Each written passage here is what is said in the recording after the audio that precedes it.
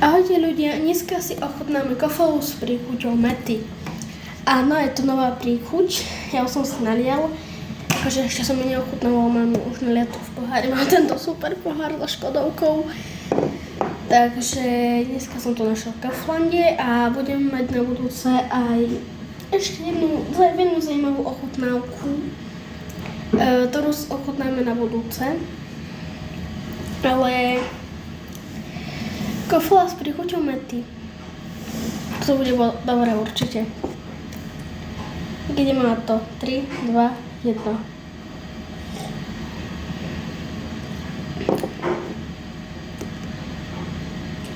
Cíti tam tú mätu? Keby som to opísal.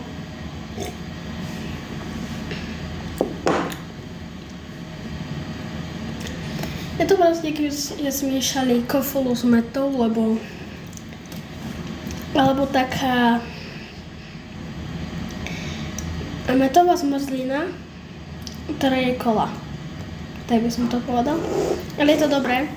Takže dávam tomu určite, že 8 z 10 a zatiaľ čus.